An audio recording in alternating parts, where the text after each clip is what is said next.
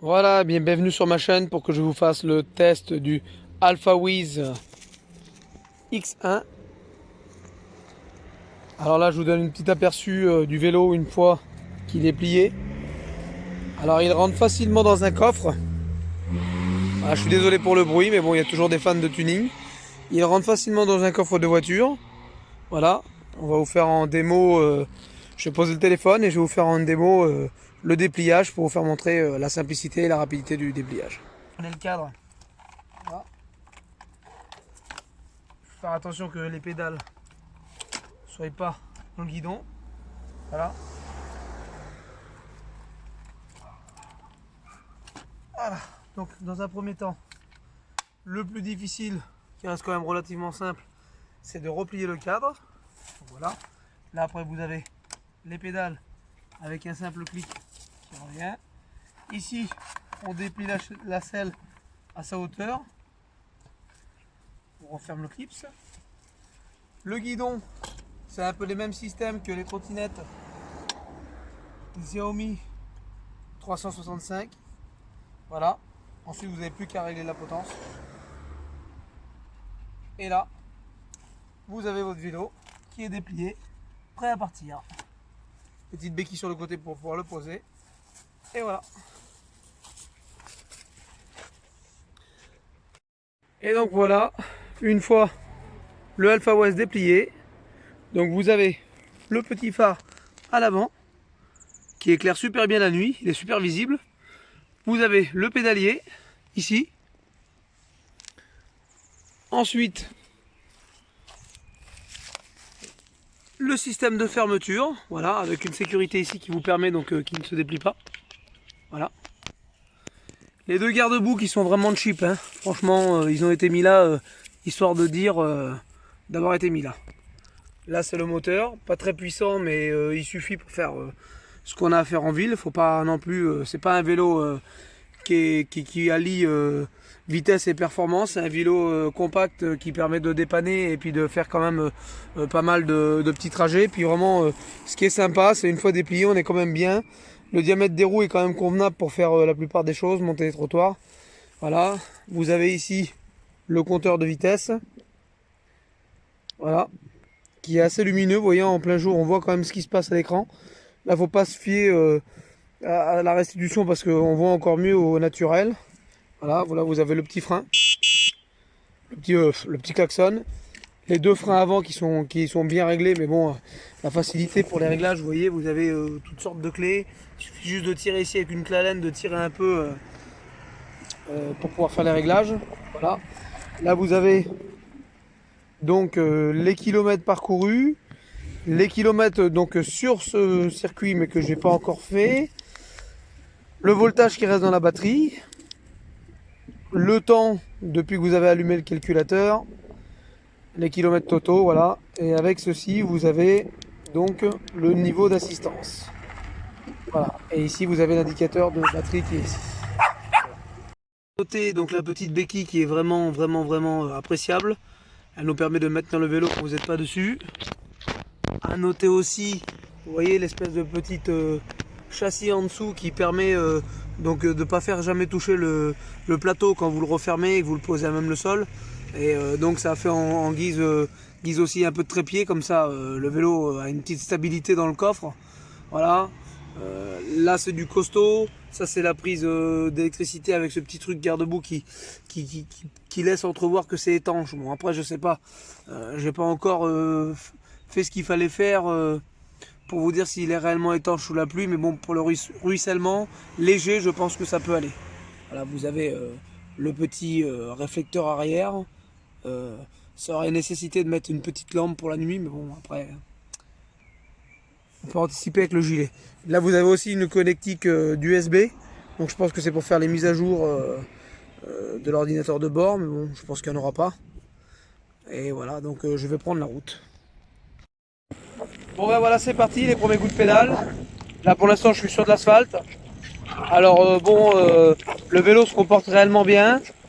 Seul petit bémol qu'on pourrait lui reprocher, c'est que bon, passer les 20-22 km/h, on pédale un peu dans la semoule parce qu'il y a quand même qu'un seul plateau, donc on peut pas demander tout et tout. Donc c'est un vélo, on va se contenter de rouler à 20-22 en mode normal, et puis avec l'assistance on va jusqu'à 25, voire 31 pour les plus performants, pour ceux qui ont pris la batterie avec 10,4.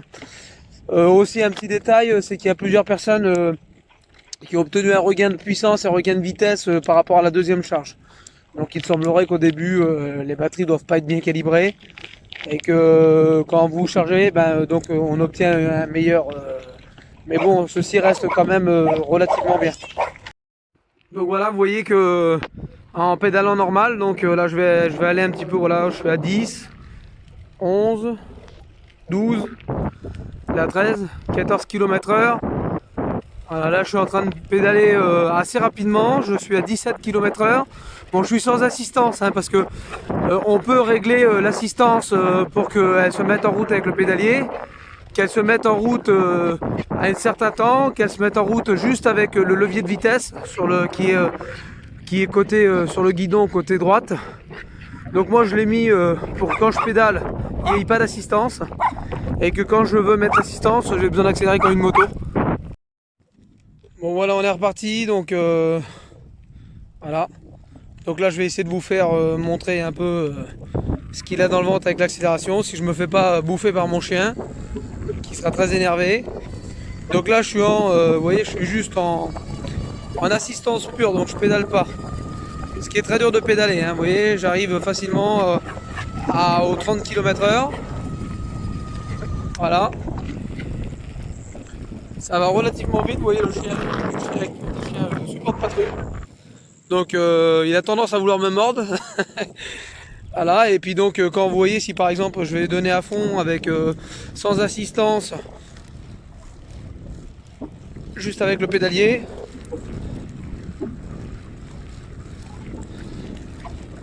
vous voyez, j'obtiens 24-25 km/h, pas en me chiant dessus, mais on est obligé d'envoyer la cadence, quoi, hein, parce qu'il n'y a qu'un plateau. Donc voilà. Après, là je suis sur de l'asphalte. Comme je vous ai dit, je suis à 39 volts au début, donc il y a quand même 0,3,5 volts en moins, ça fait perdre 2 km. Moi j'ai de la chance d'avoir le mien qui va à 32. Bon après normalement il est donné pour faire 25, et 25 franchement c'est relativement bien. C'est un beau petit vélo de dépannage pour pouvoir faire un peu d'urbain, un peu de balade. Moi voilà, là quand je suis à 10 km/h tranquille avec mon petit chien, je suis content. C'est un beau vélo. Et voilà le klaxon. Franchement pour le prix que moi je l'ai payé, je le recommande à tout le monde. C'est carrément mieux que ceux qui sont au Décathlon. Alors, le seul bémol, pour la petite finition, les gaines là, voilà, qui sont pas très top. Faudra peut-être regarder pour les corriger, mettre d'autres gaines. Et puis aussi les garde-boue qui sont complètement nuls. Alors voilà, on va vous faire un petit départ arrêté là. Voilà, il y a une grande ligne droite. Vous voyez, donc je vais faire un petit départ arrêté, je laisse le chien un peu récupérer. Et puis j'envoie quoi. Hein. Voilà, donc je vous filme en direct, comme je peux. Voilà, on est déjà à 30 km/h sur le compteur, en pédalant avec l'assistance, 31-32. Quand vous entendez wow, c'est que ça envoie.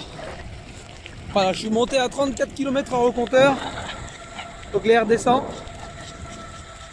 Là je pédale plus, hein, comme vous pouvez voir avec l'ombre.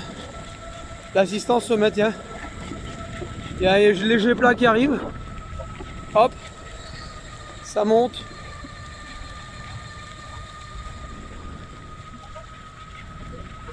Vous voyez, ça envoie quand même du pâté, hein. Là je pédale plus, hein. C'est relativement bien. Voilà, j'arrête pour que le chien récupère un peu. Voilà. Voilà, donc pour conclure, je vous livre mes derniers sentiments sur ce vélo. Je vous le conseille fortement de l'acheter. Franchement, pour ce prix-là, il n'y a pas beaucoup de défauts.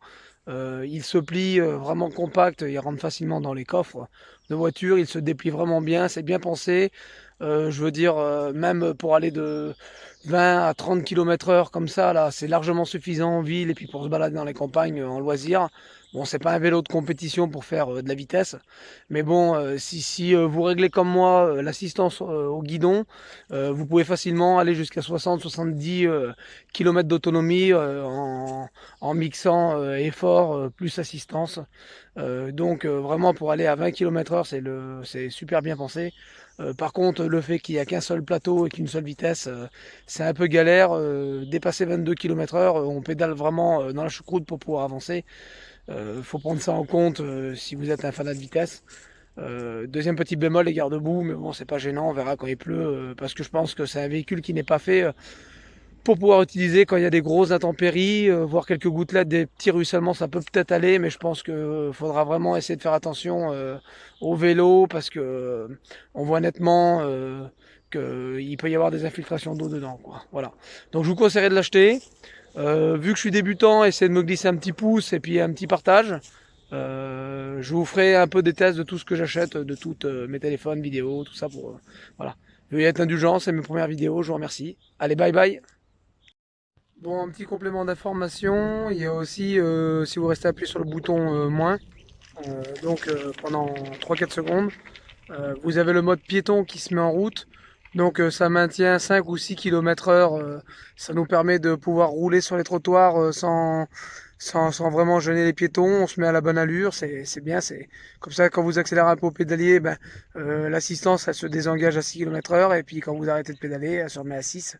Donc c'est vraiment bien pensé. Voilà, ensuite j'ai pu constater que si vous mixez un peu pédale et puis accélération, on a l'air de faire 5 km tous les volts. Donc du coup la batterie commence à 42,5, à 46 après elle est plus efficiente, à 36 elle est plus trop efficiente et à 33 elle est déchargée. Donc ça veut dire à peu près faut compter qu'entre 40 et 50 km plutôt, voire 60 si vous pédalez beaucoup. Et puis du coup si vous faites que de l'assistance, ça sera plutôt 30 je pense. Voilà. On regrettera aussi sur ce vélo que en fait qu'on pédale sans assistance. Le vélo se recharge pas, c'est un peu dommage, on aurait pu bénéficier d'une recharge. Bon après c'est pas dans les gammes de prix, et puis c'est pas non plus moi qui fais des petits trajets de 10-15 km, je le mets en charge 2 ou 3 fois par mois, ça me suffit largement.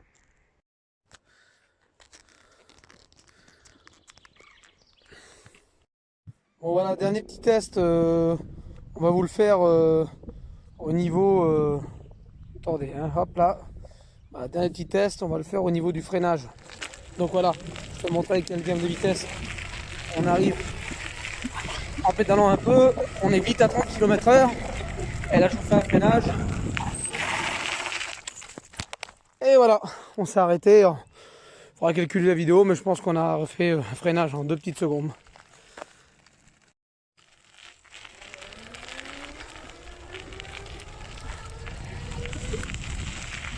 On applique toujours. Je l'ai toujours dans mon rétroviseur arrière. Il suit. Voilà, vous voyez avec quelle vitesse va ce vélo pour lui. Il donne de sa personne. Voilà, pour moi, ça sert à rien d'aller plus vite que ça parce que je vais tuer mon chien. Et voilà. Bon, on va arrêter là pour lui. Voilà, retour à la maison. Donc, de là, on fait le petit tour du compteur. Donc, j'ai fait 9 km. On a perdu une barre en haut. On a commencé à 39 volts. Donc, on a perdu donc un volt 2. Voilà. Je suis sorti pendant 1h11. Voilà, le total c'est 26 km depuis la charge. Voilà. Et franchement, j'étais pas en toute assistance. Hein. Vraiment, au-delà, c'était peut-être 20% d'assistance, 80% de moteur.